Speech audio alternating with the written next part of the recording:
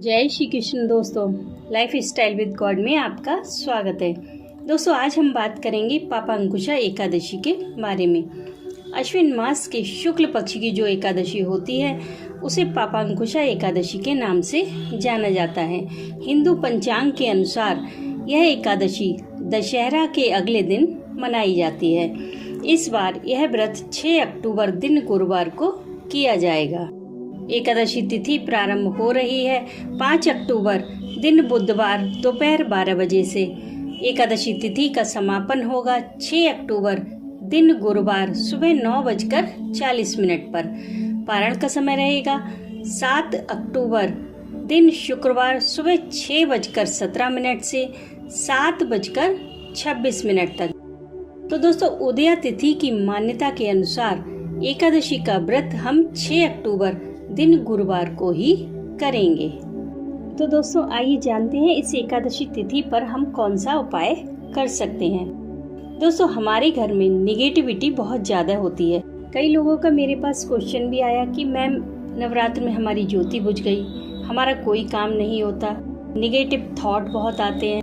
तो दोस्तों, कई बार क्या होता है, जब हमारे घर में निगेटिविटी बहुत ज्यादा बढ़ जाती है तो हमें हर बात पर डर लगने लगता है। सोचते हैं कि कहीं हम ऐसा करेंगे तो ऐसा नहीं हो जाएगा, मतलब परिणाम की तरफ हम ज़्यादा फोकस करते हैं। इससे क्या होता है कि अगर हमारा कुछ बुरा ना भी होना हो तब भी जो हम माइंड में अपने निगेटिव थॉट क्रिएट करते हैं, बस वही निगेटिविटी को अट्रैक्ट करते हैं और हमारा बुरा हो जाता है। तो दोस्तों, आज हम यही उपाय जानेंगे कि हम अपने घर से निगेटिविटी को कैसे हटाएं। इसके लिए आपको एकादशी वाले दिन शाम के समय भगवान पद्मनाभ का स्मरण करते हुए सबसे पहले तो उन्हें गंगा जल से स्नान करवाना है। इसके लिए आपको थोड़ा सा गंगा जल लेना है, उसमें हल्दी मिला लेनी है और उसी जल से भगवान शालिग्राम को स्नान करवाना है। उसके बाद आपको उन्हीं के सामने एक कंडे पर थोड़ा सा कपूर डालकर उसमें 1 लौंग का जोड़ा जला लेना है। उसी से भगवान शालिग्राम की आरती करनी है। और आरती आपको पूरी नहीं गानी है, ना ही पूरी आरती करनी है। आपको सिर्फ एक श्लोक बोलना है। वो श्लोक शायद आप लोग जानते भी होंगे। श्लोक है, शांताकारं भुजंग शयनं पद्मनाभं सुरेशं विश्वधारं गगन सदृशं मेघवर्णं शुभांगं लक्ष्मीकान्तं कमलनयनं योगिभिर्ध्यानगम्यं वन्दे विष्णु भवभयहरं सर्वलोकैकनाथं। इसी श्लोक को बोलते हुए भगवान शालिग्राम की आपको आरती करनी है। और आप कपूर इतना लें कि वो पूरे श्लोक के समय जलता रहे। आरती करने के बाद आपको इस धुएं की खुशबू पूरे घर में फैलानी है। पूरे घर में आप फैला दीजिए इस धुएं की खुशबू, भगवान विष्णु का नाम लेते हुए।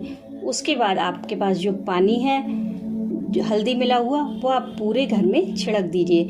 लेकिन पानी आपको ख़त्म नहीं करना है, पानी को आप संभाल कर रखिए। सुबह आप इस पानी को जल में डालकर स्नान कीजिए।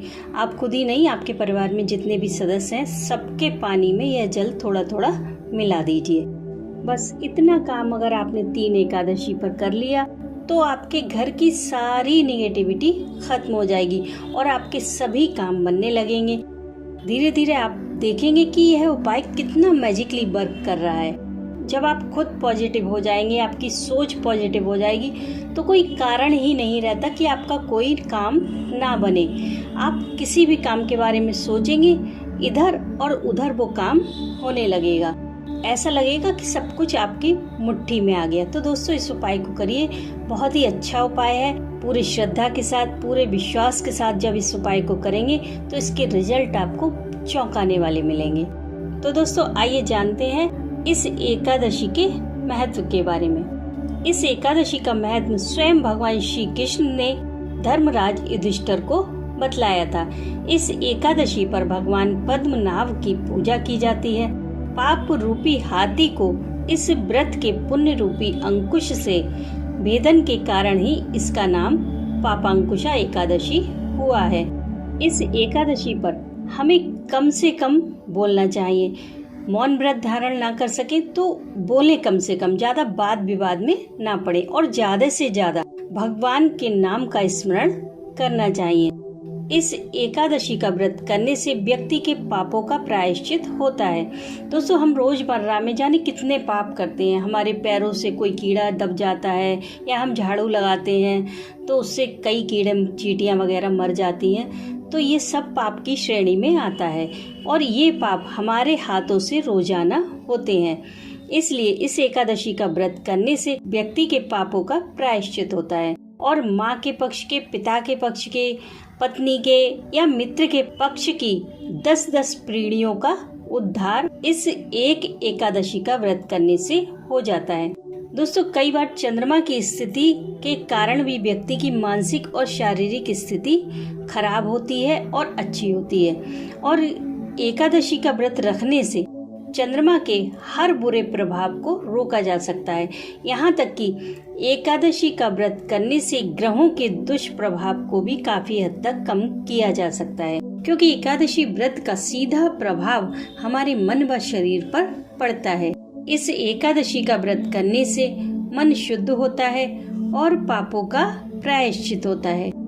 आइए अब जानते हैं इसकी पूजा विधि के बारे में। पूजा विधि वही है सेम जैसी हर एकादशी में होती है।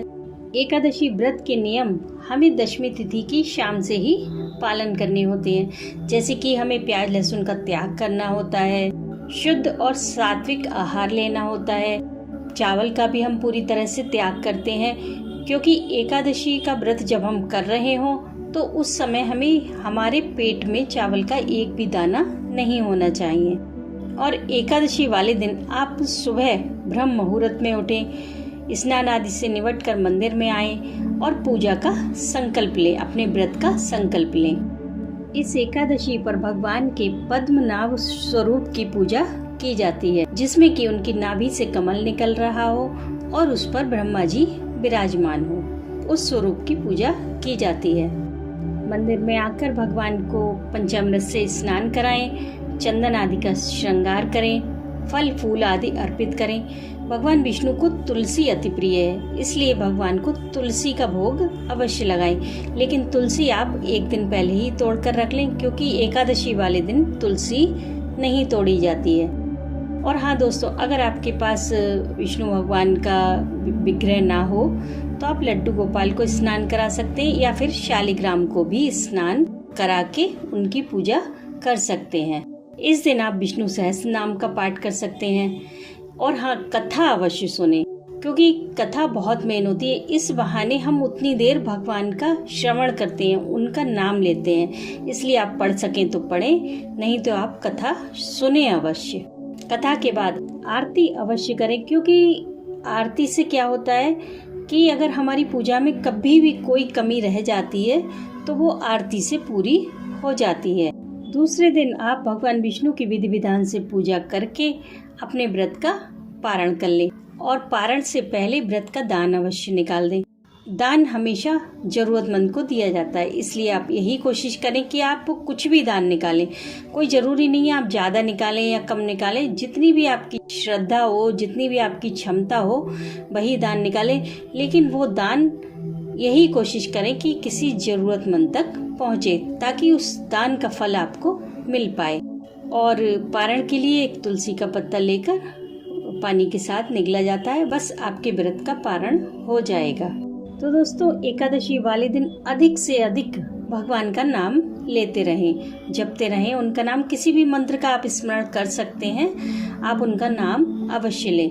और हाँ, अगर आपके घर में निगेटिविटी बहुत ज़्यादा है, आपका कोई काम नहीं बन रहा है, सब कुछ होते हुए भी आपको परेशानी है, मानसिक परेशानियां हो रही हैं, टेंशन ज़्यादा है, तो आप इस उपाय को आजमा सकते हैं जो मैंने बताया है वीडियो में पहले। उससे आपके घर की समस्त निगेटिविटी दूर हो जाएगी और आपके काम बनने लगी। जब आपका मन पॉजिटिव हो जाएगा, जब आपका घर पॉजिटिव हो जाएगा, तो सारी पॉजिटिव चीजें ही आपको अट्रैक्ट करेंगी। आपको सब सारे काम आपके सही होते चले जाएंगे।